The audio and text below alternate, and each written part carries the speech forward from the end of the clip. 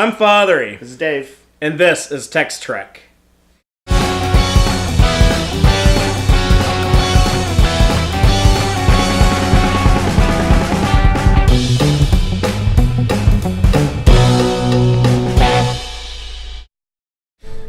So it has been a while since we've podcasted, and it's been a while since we've talked about Discovery. Yeah. We've had a lot going on. The show was off the air, and what are we going to talk about? Well, we had recorded some content that we were talking about. I ran into some technical difficulties getting that uploaded. We want to talk about Desperate Hours. We wanted to talk about Mirror Broken, the Mirror Universe comic book. I've also been sick the last 2 weeks. Dave has the Endorian flu. Yes. So if I cough a little bit during this and annoy you, I'm sorry, and it's annoying me too. So if you're listening to the audio-only version, or I guess if you're watching the video on YouTube, you might hear some nasty noises. This sick motherfucker. But I should say that the reason why we're talking about this episode late, in case you didn't see my update, was because I was on the Star Trek cruise, which is currently on its second voyage now.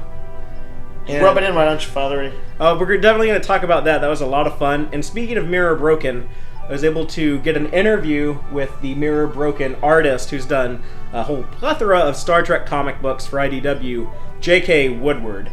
Yeah, and it sounds like he's like a great guy, too. He is a great guy. He's a fantastic fan of Star Trek, super plugged into the whole mythology, to the various shows. He's digging Discovery. I actually got to watch the episode we're about to talk about with him, and I haven't checked out what I recorded. You starfucker. I'm hoping there's good audio quality on this interview with him, and I plan on uploading that probably not until Discovery goes on hiatus, because we got this show to talk about right now. Right. And there's a lot to talk about. Right.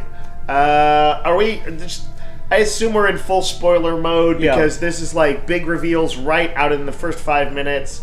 So if by chance you haven't seen it, go away, come back later. It's a great episode. They finally did the Mirror Universe thing. Yes, so a widespread theory, and not really a theory, Jonathan Frakes did spoil it for all of us, but he made up with that by directing the best episode of Star Trek Discovery. I know I say every episode is currently like my new favorite episode, but this one is really my favorite episode. Just because you watched something with J.K. Woodward with his arms around you. It's a good episode. I've watched it twice now, and I had mixed reactions though. So I'm just going to tell you this, and we'll talk about it more as we go along. As I watched it, I was thinking that they went almost the opposite direction of what I wanted in almost every major scene. The first time I watched it through, I was like, "Oh, they went funny when I thought they should have been serious. They did this when I thought they should have done that." And I was kind of disappointed when I first saw it. Now again, I've been sick the last 2 weeks, and I was probably like buried under a blanket in like a hovel and drinking hot tea and barely alive. I rewatched it, and I had a much better time with it. Well, he was in that situation. I was on like a cruise ship, an island paradise, partying with people, and I got to see LeVar Burton and Jonathan Frakes, who actually directed this episode. But yeah, man, I gotta say, and Jonathan Frakes, he did an Orville episode prior to this. Yes, he did. I'm pleased to see this guy back in the spotlight again. Yeah. And even had I said like, well, the episode wasn't the direction I wanted. And I warmed up to it. Frakes directed the hell out of it. I think he did a great job. Yeah, and I would assume he's a guy that, like, when he comes on the set, he has a little bit more authority. People want to keep him happy. They probably gave him a little bit more time or leeway or whatever he needed. But he did produce I haven't had this much fun watching an episode of Star Trek since 2005. When Enterprise did their two-parter Mirror Universe episode. Yeah.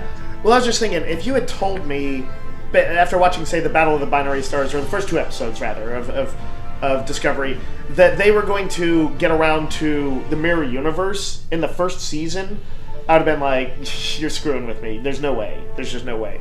I kind of like the idea, but they're not going to do anything that outrageous. They're kind of more grounded. It's a gritty war scenario. They're not going to do anything kind of like sort of fun like that, even if it's also kind of serious. Well, and they did. And it's a great... in the between that, they also had a tardigrade. They did, and they had nipple clamps on a tardigrade. They had that's our version, man. They had weird bald Klingons. Yeah. There is some weird stuff between the Battle of the Binary Stars and the Mirror Universe. But let's just get into the story of what happened. And before I say that, I should say how I watched this episode. So bear with me for just a moment. I loved the Star Trek cruise, and we're going to do a podcast talking about that. But I can just say, out of the gate, that's the best vacation I've ever gone on. I travel somewhat regularly. I love to go, visit other countries, go abroad, do stuff, and this was the most fun I've ever had. I did not want to come back. But that being said, one of the downsides was there was no official screening of this episode on the cruise. That seems crazy, by the way. But it's also... Why would they have that? Why would they... You're out in the ocean, and it's hard to get, internet access. And... I mean, I guess, but, can't... the ship's people, can't their crew get it? It's a Star Trek cruise. It just seems like it'd be something that they would go out of their way to do. In another it might not have been them, it might have been on the CBS side. I'm not even necessarily saying this is they screwed that part up, because it sounds like they did a lot of stuff right. If CBS I'm just kind of surprised. To them, yeah, I'm this is CBS's deal, and they're very protective, I'm sure, of how it's They don't want it to leak. Right. Which I agree with that. Right. I don't want to see it early before it airs. I don't want other people to see it and spoil it for me. Right. And so you had to jump through some hoops. Yeah, so another passenger on the cruise, Julie, who, if you're checking this out, I love you so much, total lifesaver. I'd actually contacted her through Facebook before the voyage had happened to try to make plans, and she was able to go ashore one day, had internet access because she was working, and she was able to get the file of the episode and found a room on the ship to screen it for a few of us that she had invited, and was nice enough to share that file with me so that I could then show it to comic book artist J.K. Woodward. So she helped several people see this episode, and this was a great group screening. It was just a few of us. There was only 6 or 7 people huddled around a decent-sized TV in a suite on the ship. Yep. But we're sitting on the bed and the floor, and so we're a little crammed together. Yeah. And there are so many exciting moments. There are so many big payoffs. There are so many laughs in this episode. This was the perfect episode to watch with a group setting. Yeah, I can see that. I think one of the things that I sort of wanted, and I maybe just expected a little bit based on the seriousness with which they took some of their other stuff, was that they would get into the Mirror Universe, and Lorca would realize how dangerous it is, and he'd be like, we got to go into deep stealth mode, we got to figure out what's going on, we got to infiltrate. I was kind of thinking that they were going to do it more like that. Instead, they were more like boom, boom, boom, we're going to get integrated into this world, and we're going to figure out how to work its system. They do that all in the first episode. Yeah. And as a result, you, the viewer, are taken through a lot of stuff really pretty quickly, and I can see why that actually particularly lent itself to a group experience. It is... well, because some of the darker stuff in it near the end, I think, the agonizer booths, seemed something that seemed so quaint, not quaint, but kind of feel like it's kind of a 60s throwback, a little hokey, but in this context seemed kind of horrific. I think because they were going to go to those sort of dark places, they let the viewer play around a little bit more in this first episode and enjoy the fun of kind of discovering the evil universe. Yeah, it was still fun. It was a good mix of levity and serious moments. Everything. I felt like every punch landed correctly. Yep. Just a quick recap of the episode. The crew figures out pretty quickly that they are in an alternate universe based on. I thought this was cool how they scanned matter, and it was different on the quantum level. Yeah. They were able to use that to identify they're in a different universe. Yep. Very DC Comics thing where particles vibrate on a different frequency. Right. You're from a different multiverse or whatever.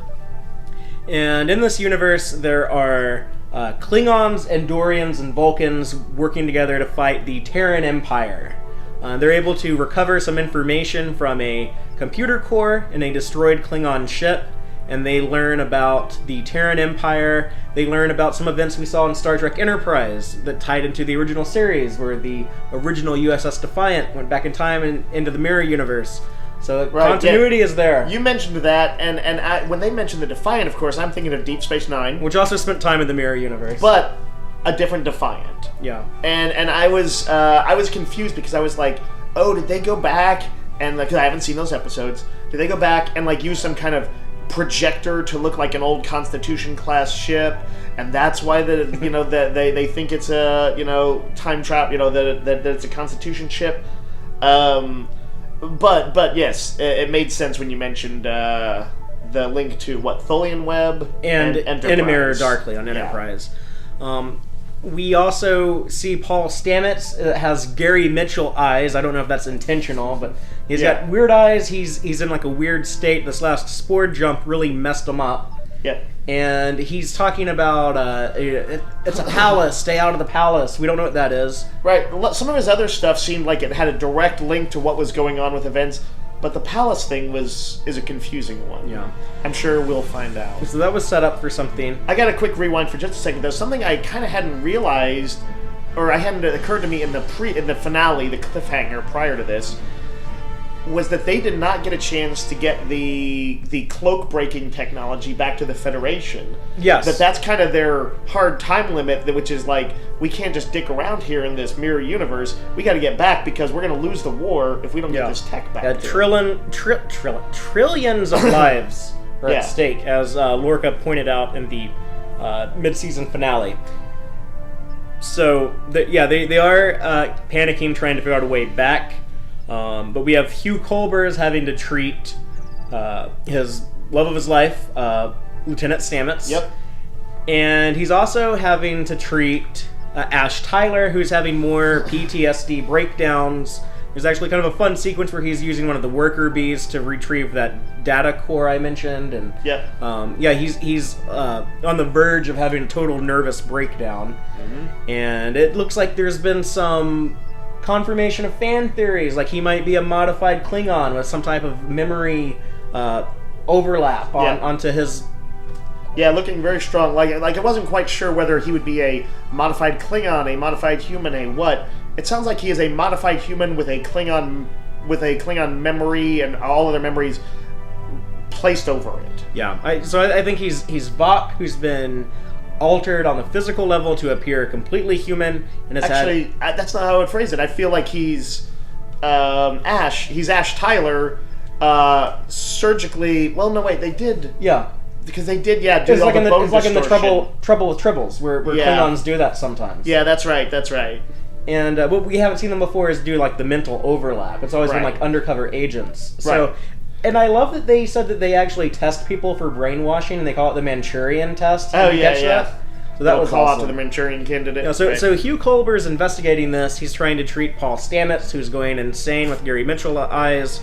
And they're also trying to figure out how are they going to hide themselves in this mirror universe. Oh, and by the way, Lorca's also giving Culber all kinds of trouble because he wants to take him off of Stamets' watch. But I think that's because he doesn't want anyone to figure out what he did in the previous episode. Right before Paul Stamets makes this jump, it looks like he types in some coordinates. Yeah. And I have a theory on that I'll get to later.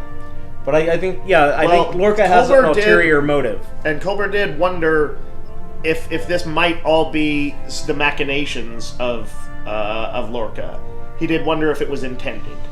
He wondered that aloud. So they've certainly at least opened the door for this being some kind of intentional jump. Even the fact that Lorca said something about hoping to find a better version of himself over here is a slightly, it's something you might say, but it also almost speaks to having an expectation. I think he's full of shit when he says that.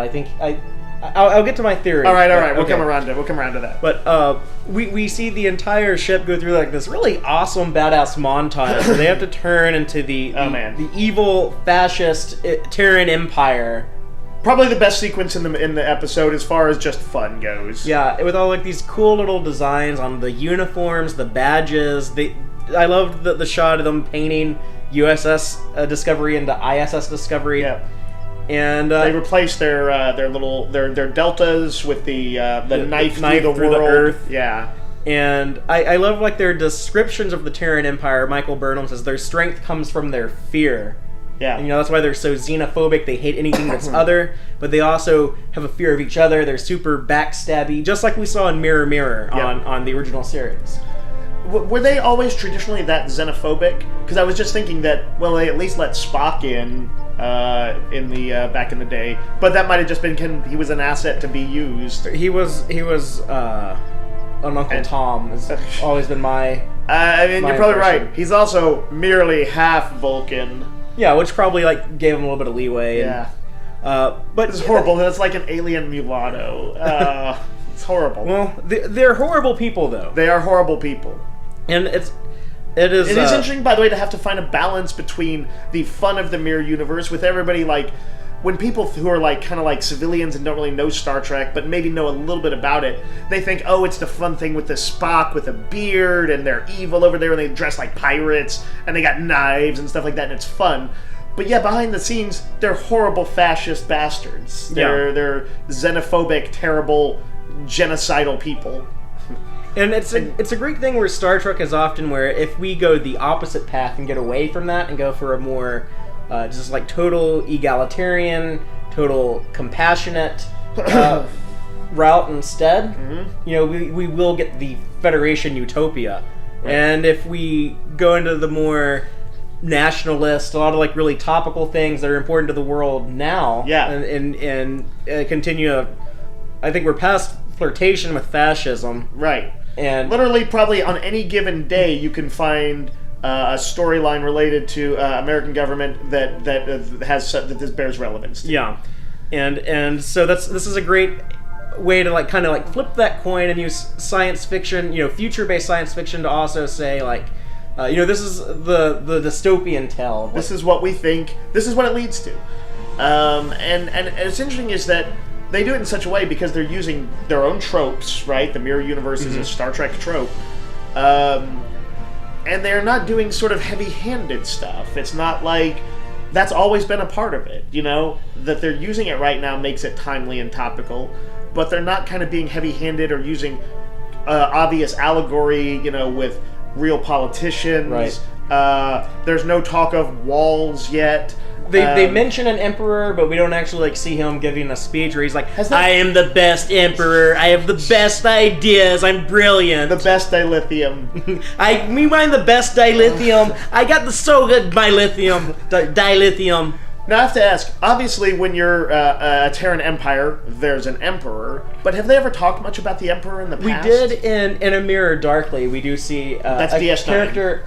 No, right. On Enterprise. Oh, Enterprise, right. We see a character in that show get the throne and take over. That's the climax of that, which you need to watch that soon. Okay. I will go through all the mirror the mirror-related episodes. I was actually thinking we should do that after Discovery goes on hiatus. We can do an entire Mirror Universe. That'd be awesome. Podcast. Let's do it. But the fun thing in this episode was we find out that the Discovery is commanded by Captain Tilly, or as some people know her, Captain Killy. Yes. Which that was a big laugh out loud moment. Right. But this explains why Paul Stamets in a previous episode, after he completed a spore jump, called her Captain briefly before he came back to his senses. So he's getting a glimpse of that. I forgot about that. And there's also a little bit of continuity where Tilly said, "My mother never talked to me unless it was to criticize how I do my hair." But we see Mirror Universe Tilly has straight hair, right? And she's like, "Oh well, this Tilly does her hair the way that our mom." Right. When she's looking at herself in the mirror, she says, "At least my mom would approve." I actually thought she was kind of being a little bit ironic, that she was dressed up like a little fascist or something. I didn't quite know exactly what she meant. No, Tilly is bitter that her mom always wanted her to straighten her hair. That's interesting. But and she looks really cute in the all armored up with the straight hair. Yeah, I can't deny that a new crush / fetish was created with this episode. It was interesting to go a little bit broader with it for a second, though, that the look did deviate from what both the original series and I believe Enterprise did, of these slightly sexied up, more piratey uniforms, so bared midriffs and all that, and went for kind of a little bit more of a organized fascist look. It kind of fit the uniforms that they had, which is that deep blue, but added this kind of gold, felt like Nazi fascisty kind of piping and detail. Yeah. Well, I'm glad you bring that up, Dave, because when watching this with the guy who created a bunch of Mirror Universe designs for the Next Generation cast, I asked him, what did you think of these designs in this episode? And J.K. Woodward told me that he did like it. And he thought it was interesting they went in a very different direction, where he kind of took like they took the original series sashes and turned them into like gold armor, and went more of like kind of like a Roman type armored up gladiator type look. And where he went with like the midriffs and the bare arms. Right. And we talked about he put a lot of thought and did some great design work in Star Trek. Was it Mirror Broken? Mirror Broken, yeah. But yeah, I like these designs, and it's a good reflection of the Discovery uniforms. Right. And there's actually so much detail in all the little badges and stuff they have. If you watch After Trek, they talk about that, how like there's one little pin that means Master of Poisons. There's another one that means 100 combat kills. When they were handing them out, I saw there were different colors and stuff to them, and I was like, I almost immediately wanted one. So I can't wait until I own like a future version of the Star Trek Encyclopedia that has beautiful graphics of every one of these little things, so I can study what all of them mean. Yeah. Because that's what I do in my free time. But the story kind of there's one other thing I need to hit before we get to the end, and that is Ash Tyler confronts L'Rell, and it's very clear here, I think, that she is using the prayer that was T'Kuvma's dying words to Vok. That was supposed to be a trigger to restore Vok's memory, and it doesn't work. It partially works where Vok is like plugged in for me. He looks like he wanted to have like violent Klingon sex with her. Right, they were getting real close and intimate, and then he pulls back. Yeah. Do we have any idea why it didn't work? L'Rell fucked up.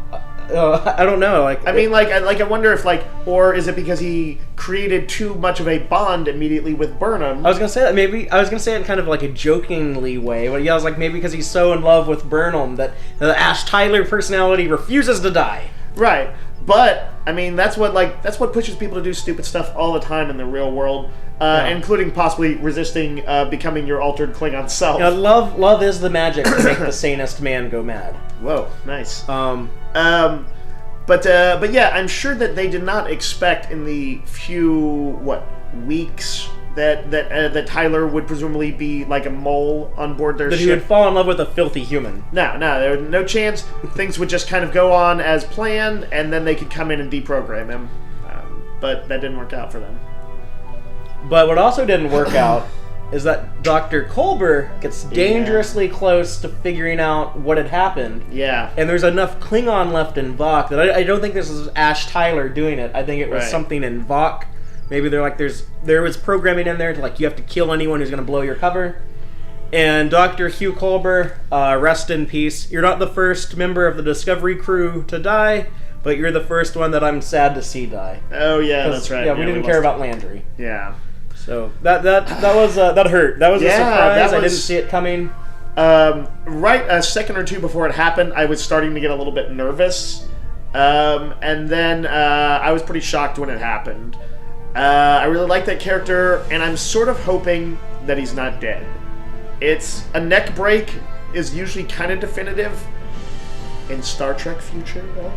I'm quite sure that if someone could get to that guy before too long, maybe, possibly. And even if he's not, even if he is dead, we could still see him in flashbacks, or we could see a mirror universe version of him. Right. They could always just resurrect him somehow because it is Star Trek, right? And the writers can easily explain that away. It has some extra weight and reason to talk about. Because they do represent he and Stamets represent the first sort of serious, stable gay relationship in Trekdom. I just had an idea. Yeah. Here's the theory I'm going to throw out there. Okay. Paul Stamets does seem... He has the Gary Mitchell eyes. I don't know, maybe he has the Gary Mitchell God power. Oh, shit. And he's going to revive his fallen lover. That's an interesting notion. Man, that'd be some serious ties to Star Trek. You think that possibly while they were doing all their jumping around and stuff, he touched minds with the alien godlike beings that are the whatever Gary Q? Mitchell. Well, there's a bunch of different ones. The Gary Mitchell thing, that was from going out of the galaxy, passing through the Great Barrier. So if you're universe jumping, you're breaking through certain barriers. So that might be a tie-in to Gary Mitchell. I'm not convinced that it is. I wouldn't be surprised if it has nothing to do with Gary Mitchell. But I'm just saying it's possible. That's not completely insane. I'm gonna go with this hope. Because I don't want to see him get killed either. Man.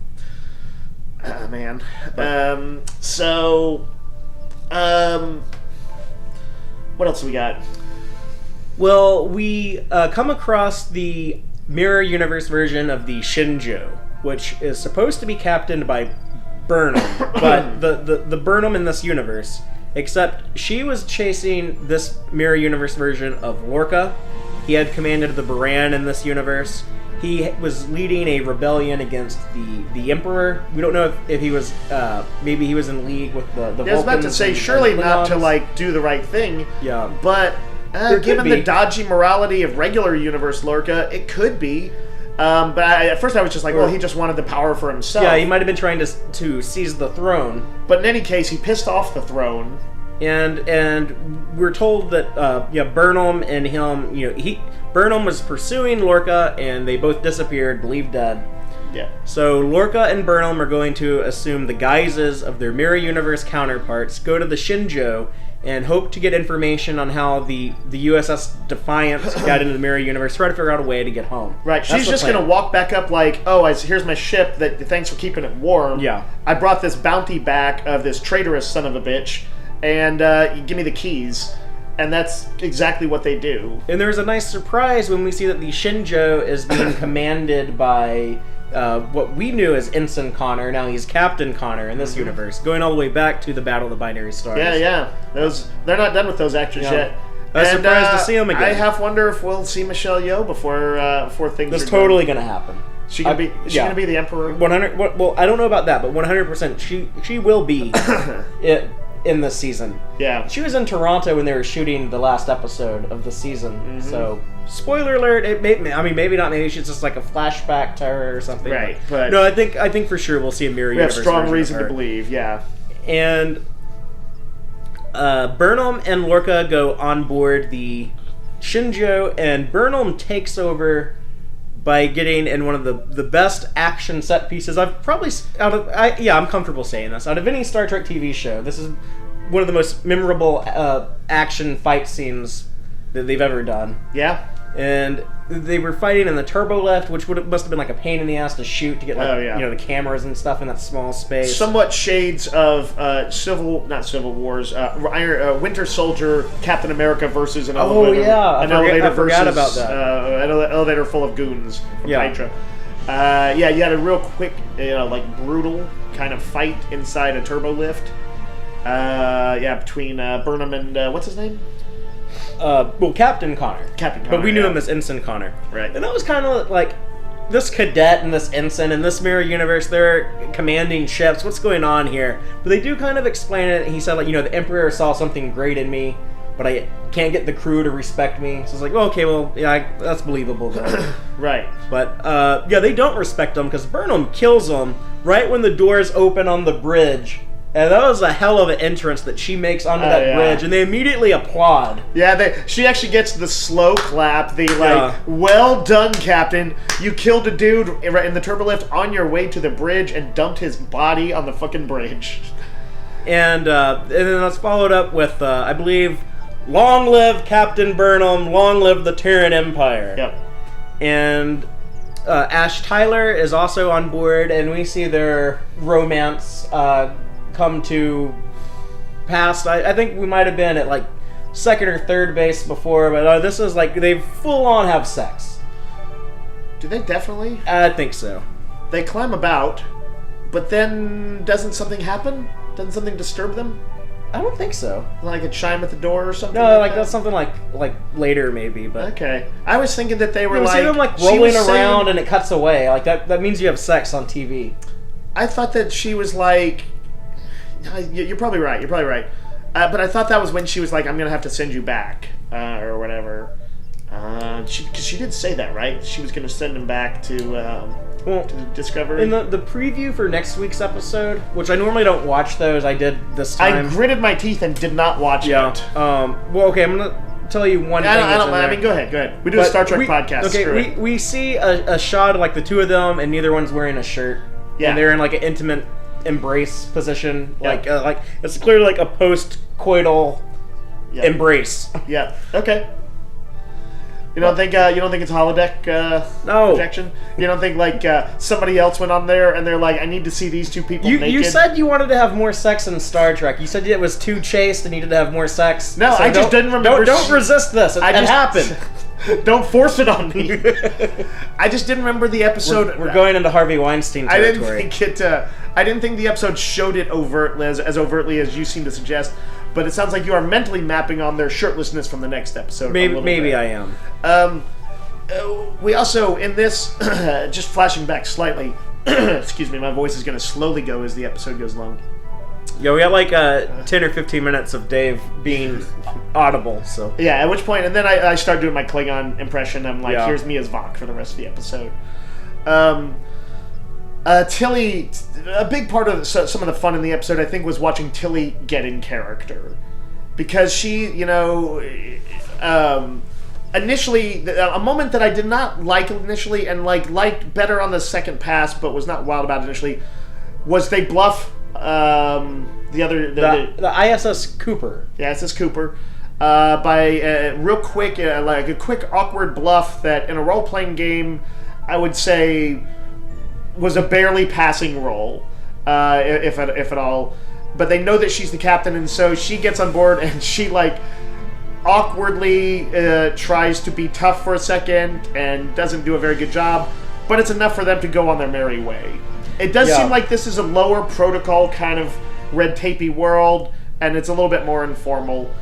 I loved that sequence, by the way. I've talked to several people who did, and I think I just wanted to feel at that point like the immediate danger that they were in, and instead they kind of went a little bit more with having some fun with it. But that was probably like the best gag. The show, I guess, it hasn't had that many laughs overall, but I think whenever it does, they do seem to be with Tilly.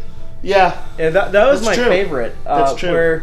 Where she's put on the spot, where it's like, no, you're supposed to be the captain of the ship, so you talk audio only, don't say too much. And she's like, do you know me? I talk a lot. And I love the line from Lorca where he says, resist your every instinct. Yeah, that's pretty good. And then when the helm to the other ship opens up and she doesn't know what to say, and she stammers through what the heck, hell, what the hell, hold your horses. Yeah. And then we get Lorca talking, and he has to disguise his voice. He has to pretend to be their chief engineer to explain why she's audio only. He puts on a Scottish accent. Yeah, which when I was watching this, I was like, I wonder if Dave will get pissed off by this, because it seems like they're trying to shoehorn a Scotty Easter egg. It was mildly a little bit, but I was like, this guy's a British actor. He probably has a good. Yeah. I bet he has a good Scottish accent. Seems like he did. I couldn't hold it too much against him. And it could make sense that Lorca had met this engineer named Montgomery Scott. Right. Or just needed a quick accent to get in character and not sound like Lorca. Shortly thereafter, we see that once everybody kind of gears up, they read up more on it. They tell Tilly all these other things that she's called. It's their equivalent of the Butcher of Baghdad. It's all the future versions of that. The Witch of whatever planet that was. Yeah, I saw something online where someone just joking around made up. They extended that list and they were adding things like the bitch of Benzar and just all these badass sounding titles. Yeah, that's pretty good. But then she kind of gets her game face on, and she comes onto the Enterprise. She comes on the Discovery's deck, and she starts barking orders, and she's barking it like she means it, and they better obey, or they're gonna be feeling a dagger in their throat. Yeah, and it's pretty cool. It had to have been great for the actress. I can only assume. We should say that at the end of the episode, Discovery is left in kind of the command of. I guess Saru is in command, but they have to act like Tilly's in command to maintain their cover. So it's like the Tilly and Saru are. Oh, and Saru is going to be in deep shit if they don't hide him, because like these Terrans are going to be like, what the hell is this alien doing around? Yeah, that's absolutely true. He's gonna have to like hide behind the chair and like feed her lines or something like that. I can almost see them doing something with that. He's too tall; he can't fit behind that. Nah, he chair. can scrunch.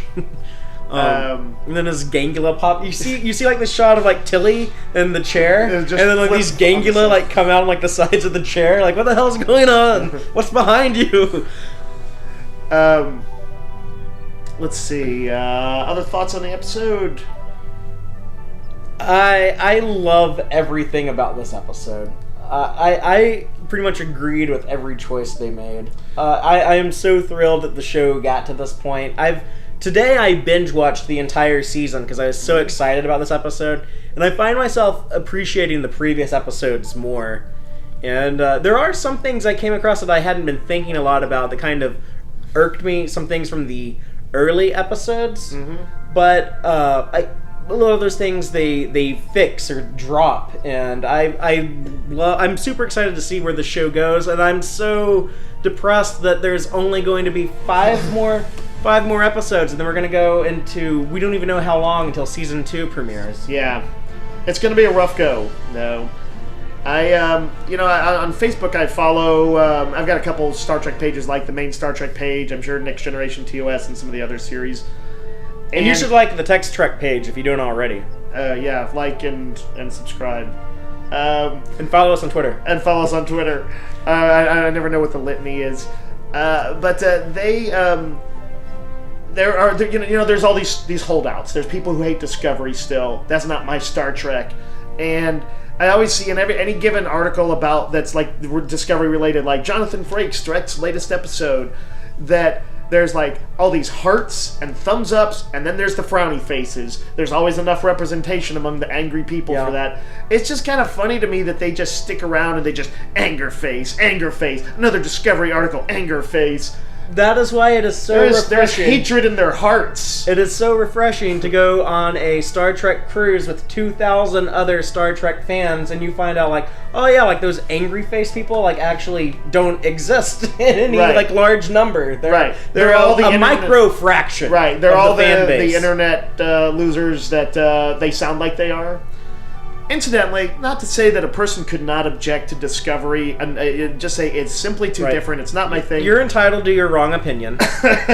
But I think the way some people kind of hang on to that hatred, not only kind of just seems like weak, but also does not seem very Star Trek-y. You know what? Doesn't seem very Star Trek-y. I had a question. They say that there might be the mirror version of the Discovery might be over in the Prime universe. Right. So are they just going to be like raising all kinds of hell over there? Yeah. And I'm not sure how that's going to affect the timeline, because Kirk didn't seem to know about a mirror universe until he went over there. Right. But I have a theory for that. I have an explanation. The Discovery is like a covert ship, so they may have broadly continued to do covert-y type stuff. They might be trying to make an alliance with the Klingons right now. Oh man, but they're so xenophobic that would seem like anathema to them. What do you call it? Lorca made an interesting use of the word destiny when he's talking to Burnham. He said, "This may lead around to maybe you could talk about your crazy theory," but at some point he says to Burnham, he talks about that trope where it's a trope to us. They're living it. But that trope where characters in like alternate universes still meet the same people, fall in love with the same people, on the same ships, end up on the same ships, and I'm like, obviously that's just so we see things we recognize, and because it's kind of cooler that way. Yeah. But he says that to him he sees destiny in it, and Burnham says she's not so sure. She thinks. And then he points out, he's like, well, what about, you think you were just going to end up in a cell forever? You were destined for greater things. And she says, destiny didn't rescue me, you did. And so she's like being a Vulcan realist about this, which I appreciated. But the fact that he, some of the things he dropped about, his better self being here, destiny and stuff like that, it does feel like there could be something more going on with him. So here's my theory. All right.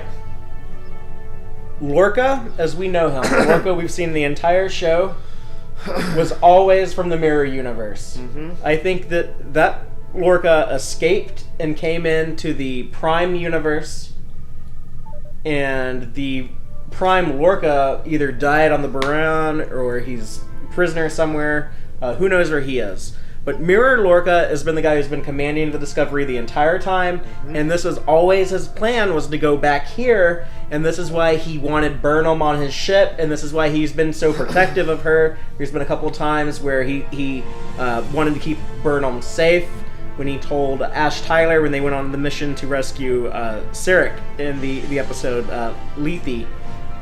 He said, bring her back alive or don't come back at all. He didn't want her to go over to the Klingon ship of the dead. Right. He wanted her alive so that he could return to the mirror universe. That's why he altered the coordinates right before Stamets' last jump. To what end? Because he still wants to defeat the Emperor here. And now he's got Why like would the he do ship. it right when they're about to deliver the cloak thing? Presumably he at least cares something about the Prime universe. Well, maybe he needed all those 33 jumps to get them into the mirror universe. Sure. That's possible. I'm pretty confident that he's mirror universe Lorca. I'm not so sure on this theory. And I think he has a lot of conviction. We see it. Actually, I do think it's possible because I think that'd be an interesting reveal. But I think if it is, I think it's going to be a rather different take on it than what you described. I just binge watched the entire show though, and there were a lot of points. You don't where think I that felt the thing where he is working through the loss of his crew? You don't think that was real? I think he's depressed about his mirror universe crew that died. Did that happen the same way? Well, we know that he commanded the Baron in the mirror universe and tried to fight the Emperor and was defeated and ran into hiding. But you don't think he really cared about the war effort? You think that was all just for him to get the sport drive? That's what I'm not so sure about, because there are a lot of moments in the show. I will say he seemed very devoted to it. Yeah, but at no point did I ever see him really saying I hate Klingons, or seeming devoted to it on the basis of the foundation of law and order that is the Federation must continue throughout the galaxy. He seemed more dedicated to being the guy to win it. But I think you could explain that as he's trying to turn the ship full of scientists into a warship, so that when he goes back to the mirror universe with them, he can fuck some shit up. Yeah. Do you think there's any possibility that when I was talking about how did Tilly's bluff work on that guy, that it was actually because he literally had you're thinking he is the pariah, that he's supposed to be there. That I was just thinking, trying to figure out if he had an ally on the Cooper. Yeah, he's like, when I come back, I'll use a Scottish accent. That's right. How you'll know it's me, or something like that. And he's like, and then just cover for me. Probably not. I think that was just a light scene. Yeah. I agree. But, I'm gonna give your theory a maybe. I'm gonna give it a maybe. Yeah. Well, I mean, I'm not 100% convinced, but I'm very confident. I would be. I guess I'd be a little surprised if it didn't turn out to be true, but not super I definitely didn't see this other thing coming. Right.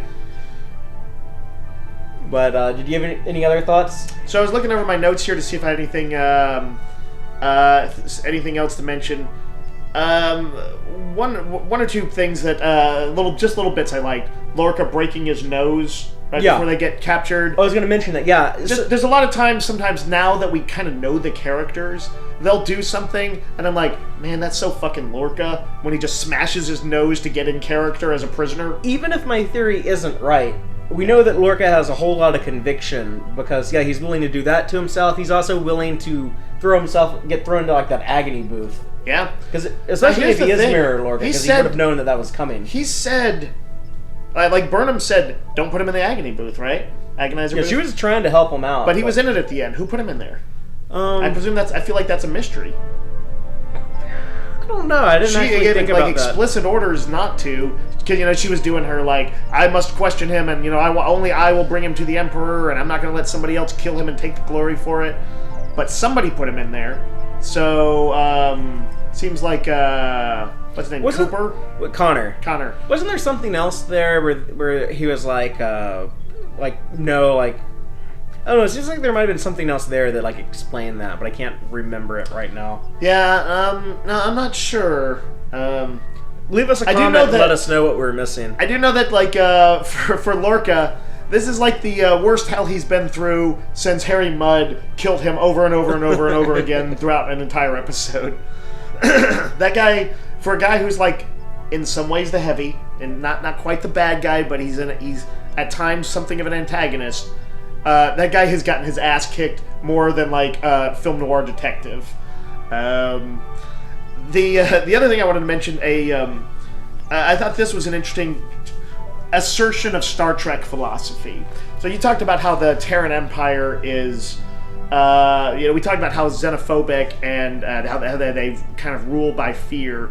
Mm-hmm. But when Tilly is, like, really worried about this, even though she's always wanted to be a captain, of course she never wanted to be a captain like this, Burnham talks her through it, and she says, no, you have, like, real strength. You have the strength of a crew that believes in you. And I was like, and that to me that's Star Trek in a nutshell there. It's why it does frustrate me on some level when I see little anger face Facebook people on who are like, Discovery isn't Star Trek. I'm like, the philosophy is still there, absolutely. I feel like all the underpinnings of everything they've read, just because it's a different kind of show, does not mean it is not Star Trek.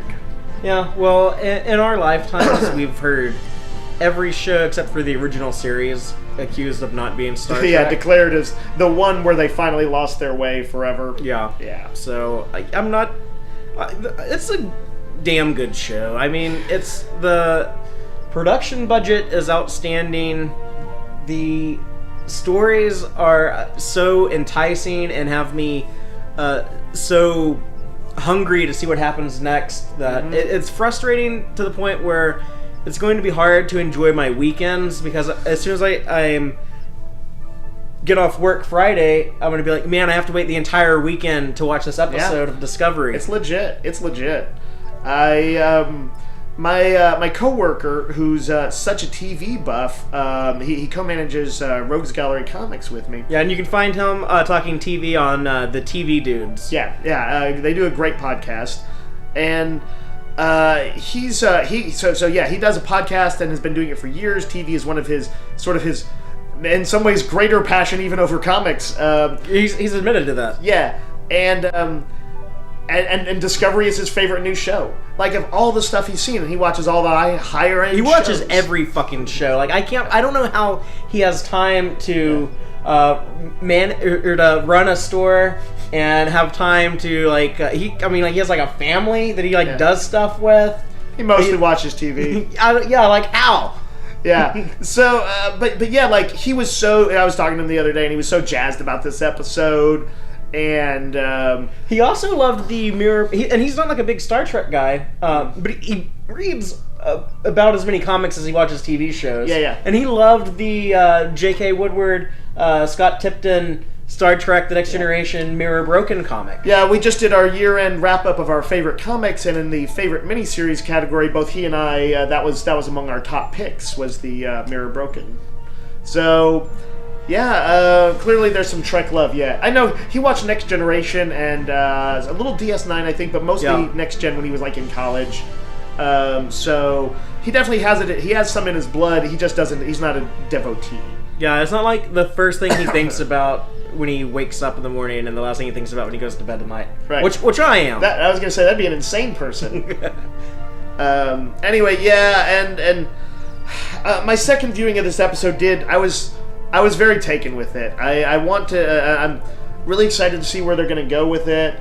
I desperately want to see more of Captain Killy and see what she's going to do. Yeah, I want to see the actual Captain Killy. And I have this feeling that we're going to see stuff like that, and we're also probably going to see her put in, like, a desperate situation. It's going to go from being, I think they will continue to have some of the fun stuff, but there's going to be some moment where she's going to have to make a call, or Lorca told them... Oh, I didn't even think about that. Yeah. Lorca said what you usually, kind of a scene you usually see when somebody's going deep undercover in a spy ring or undercover in like a criminal cartel or something like that. Yeah. Which is you do whatever you have to do to survive. Or like, in other words, if you've got to kill an innocent person to stay in character, you do it. In Game of Thrones, when I'm not going to say the characters and spoil who it is, but in Game of Thrones, like one of the more noble characters has to kill an ally to make it look like. Because they're captured and they're taken prisoner as a show of faith. He's got to make it look like he's defecting to them. Okay. And he was like instructed. He was like, no, like you kill me, let me die. Yeah. And then you tell them that you killed me, so you can defect to them, and that way you can infiltrate them. Yeah. Yeah, I fear that we're going to see some version of one of those kind of scenes in there, one of those dark undercover scenes. Yeah, so there's definitely, like, it's good that we're having a lot of fun with this show right now and got, like, some good laughs in this episode, because there's probably some dark shit that's going to hit the fan. Yeah. And I'm sure some crazy surprises. It's a gross visual. Dark shit is going to hit the fan.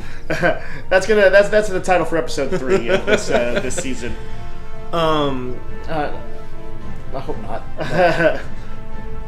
One last theory I'm going to throw out there, and I've brought this up before, is that I think that they'll stay in the mirror universe the remainder of the season, but then when they get back, they're not going to get back to the right time. They're not going to get back like the same year that they left. Mm-hmm. Maybe they'll be in like a post-Voyager time period. And that'll explain why people abandoned the spore drive and why no one knew about the mirror universe until Kirk. Do you think if they did that, because we talked about at some point the possibility of they bounce around between different timelines, righting wrongs like some kind of sliders or quantum leap or talked about that before. For Star Trek. Is your notion here that they might actually stay in the future? No, I mean maybe, or like for a time. Because one thing that I'm not sure. Like I keep wondering, like, is Star Trek ever going to get back to what would be the post-Voyager timeline? The anything after Picard, Voyager, DS9, and all that stuff, but in that timeline. Yeah. And I would love to see that. I mean, there's a part of me that kind of wishes, presuming that Discovery, that isn't part of the plan, that kind of wishes that Discovery hadn't happened, just because I want to see that era. Well, they can do that in a spin-off show also. There's no reason why there has to be only one Star Trek on TV. It's true. For 7 years, we had 2 shows going up at the same time. Right. And if you want to maintain, distance and not have so much overlap where shows are like in each other's territories and stuff like that, a way around that would be to have one show in a different time period. Right. And you could also still do your big CW-style crossover event episode where you have like some time travel and like the ships get together and team up. I think they'd probably want to let Discovery run on its own for 2-3 years at the very least, to kind of like make sure people were on board this notion. They didn't activate Fear the Walking Dead until Walking Dead had been around for 5 or 6 seasons or whatever. But I could see it. I could also see Discovery landing in that future and staying there for a while and occasionally jumping to other timelines depending on what ultimately is their MO. Because if their MO isn't win the war with the Klingons, well, that's going to probably come to a resolution at some point, probably before this season is out. Yeah. Or you could just have we had like an armistice, now we're in Cold War territory. Yeah. And that would go into the original series perfectly if they did that. But one thing I do want to say before we close out, they better bring back Culber. If it's whatever works best in the story. If we never see him again, I believe we will. But one thing I do want to say though is that after binge watching the whole show today, I love how the stories are structured, and I think it didn't really gel with me at first with the story they did with like the Klingon War, which I do have some issues with. It seems like they kind of like wrapped it up real quick, and there's a lot of stuff we could have seen and didn't see that I kind of wish we would have. But the way that they're telling stories, if they're going to do with this, because they were calling it Chapter 1, now they're doing Chapter 2 of Discovery. This is how I wish comic books work today, where each issue is part of a arc that you can sell in a trade, because that's what all the publishers want to do. Right. But there's still like a self-contained story. I wish that like as meaty of stories as I get in each one of these episodes, I wish I could get that in a $4 comic book. Right. And I love that long form storytelling that's like that. Kind of pretty similar to what Joss Whedon was doing on Buffy, right, back in the late 90s. Yeah, you can get a lot in 45 minutes, and the comic book equivalent might simply require more pages, incidentally, like, instead of being an average of, like... 20 pages, 20 pages, it needs to be 26 pages. Like 30 or 35 pages even, or something like that. The old script writer's model was that a page of script equal to a page of screen time. I don't know if the comics are anywhere close to that, but if that's the case, then it should be 45 minutes or whatever, or 45 pages. It's probably not exactly the same as it is with the script, though. But that's what I feel I'm entitled to for $4. Well, you're gonna have to read the Doomsday Clock then, because it's pretty dense. So it's one of the best comics coming out right now. There you go. So, but yeah, this is Star Trek people they get mad when I talk about sorry, comics. yeah, we're diverting into comics territory for like the third time in this podcast. But yeah, no, your broader point though is taken that the episodes. There were episodes that felt fairly standalone, where she like went to rescue Sarek, or they would figure out how to use the tardigrade. Yeah, Klingon Prison Break. Klingon Prison Break. The Revenge of Harry Mudd. Right. And yet it was all clearly one story, and a story that is built to a satisfying conclusion.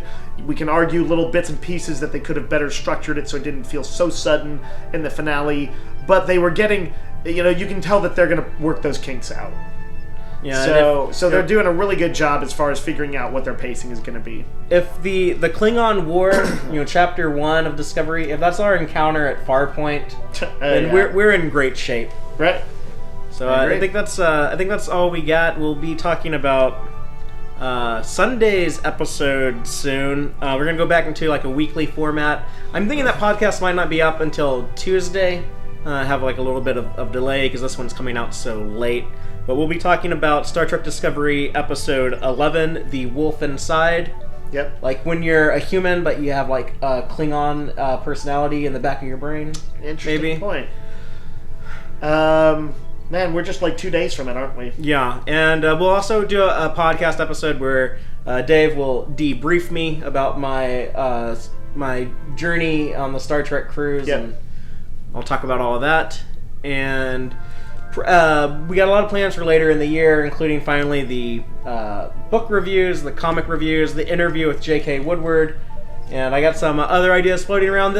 We did just pass the 25th anniversary of Star Trek Deep Space Nine. Good job, Deep Space Nine. Deep Space Nine is the show that Dave needs to really watch some episodes from, and I've been thinking about what can we talk about Deep Space Nine related after we're done with Discovery. Yeah. We're also going to be talking about the Star Trek movies, because I don't know how long we're waiting for Discovery Season 2, so there's a lot of Tex-Trek content coming out this year, and we're going to be weekly on the Discovery episodes for the next few weeks, and that other stuff in store down the road. Hell yeah. So we're going to sign off, and until next time, live long and prosper, y'all. Thank all of you so much for checking out this installment of Tex-Trek. I hope you enjoyed it. Please be sure to like our YouTube videos and subscribe to our channel. Audio-only version of episodes are available on our website, www.tex-trek.com. Please check out our site, especially if you just want an audio-only podcast. We have that available for you. Y'all can also keep up with us online. You can follow us on Twitter at TXTrek, or you can check us out on Facebook at www.facebook.com/tex-trek. Please, by all means, let us know what you think by dropping a comment anywhere you see fit. We definitely want to hear your feedback. Let us know what you liked and what you would like to see more of, what you would like to see differently going forward. If you want to email me directly, go ahead. I can be reached at fathereeactual@tex-trek.com. Thank all y'all again. Take care.